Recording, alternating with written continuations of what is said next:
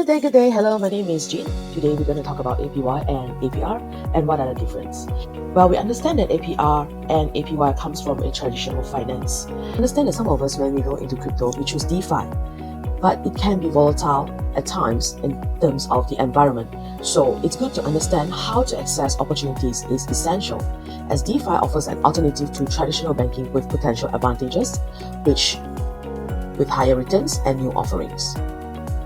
We will also be discussing about some key information for speculators in terms of APR and API are terms that apply both to DeFi and the TradFi space. Of course, at times they can be confusing. Also, we will be talking about understanding how to interpret each one is essential, where APY takes into account compounding frequency, but APR does not, which makes a very big difference to your return. Well, if you're using DeFi, you must know about APR and APY. It's whether you are lending, borrowing, or growing your savings account, finance has one common thing. We are all aiming to have a little more.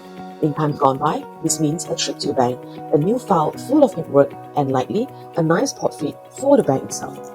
But blockchain changed that by providing a truthless system where transactions could be guaranteed without any middleman, leaving in place an ecosystem where just about anyone can access a new array of options without even leaving their home. DeFi accessibility is what makes it so revolutionary. Hence, two of the most important and confusing terms you will see in DeFi are APY and APR. These two acronyms are used so interchangeably that many people aren't even aware that they are, in fact, two different things. Both APR and APY, annual percentage rate and annual percentage yield, measure how much difference of interest you earn from a deposit, but they do so in different ways. Here, we will explore how knowing the difference can help you better understand and calculate potential and risks across traditional and decentralized finance. DeFi passive income options is one of the most attractive aspects of decentralized finance, as this is the opportunities it offers to make passive income on your crypto. Yield farming via liquidity pools and staking are two of the most common ways to generate passive income in the DeFi space, as these options offer high returns, but they also pose a higher risk environment that traditional finance.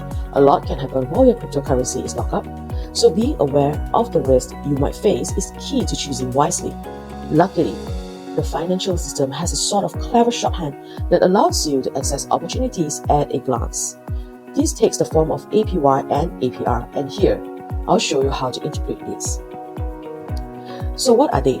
In basic terms, APY and APR are the metrics that express that returns on your investment, and you'll see them a lot in DeFi, but they are not the same. So, in order to make an informed assessment of the opportunities available to you and understand the risk that figures are expressing, you will need to understand exactly how each one is being calculated. So, let's look at APR first. APR is a common measure used by banks when presenting loan options to clients,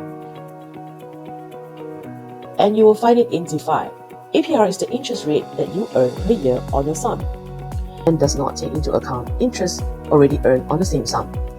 Let's look at this example. Say you make a return of 5% of the original sum loan, in this case 500 USD. So by the end of a 3-year investment, you will make 1,005 USD, and you will also have your original sum back. As for APY, the annual percentage yield is the interest rate that you receive on an investment when both the principal sum and the interest on that sum are being compounded. Let's look at this example. Say you make an investment of 10,000 USD for 3 years and it has returns of 5% APY. The compounding period, which is the frequency at which the interest is being recalculated, is every 2 months. Hence, each 12 months, you will make 5% on both the original sum paid and the interest itself. Take a look here. Year 1, 5% of 10,500.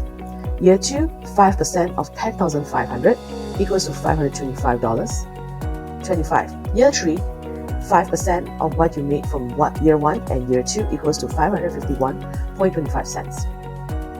Here, for the exact sum and interest rate, you would have made a $1,576.25 USD in yield. Here, for the exact same sum of interest rate, you would have made a 1,576.25 cents USD in yield. This is because the calculation included both the principal sum and the interest accruing on that sum. Therefore, APY assumes through its calculation that you will deposit both the principal sum and the yield on the back into the same protocol at the end of the compounding period. The result, the reward is attractive but assume a greater degree of commitment on the project on your part. This is something that needs to be borne in mind. As there are risks associated with DeFi passive income, that DeFi presents unprecedented freedom and to an extent, unprecedented rewards for users as well, but also comes with a risk. Liquidity pool users may stand to make substantial reward, but their locked liquidity may be subject to impermanent loss, among other things. And in an ecosystem where projects are free to launch without scrutiny, some projects are clever vehicles for rug pulls, where developers accumulate crypto from hopeful users and then abandon the project. So do your own research is the key to your success. The good news is that most of what you need is right at your fingertip. So do your own research. How do you do it? Beyond checking the returns offered by a given DeFi project, there are other resources you can refer to in order to build a picture of the project you are interacting with. The white paper is basically a detailed roadmap for a given project and explains its technology, applications, and visions for the future. Here, you can get a good sense of where a project is going and what it offers to the market. Another great resource is Scan, where you can gather information about the protocol's Pyre activity and how its tokens are being distributed. Key information in deciding whether the project is genuine.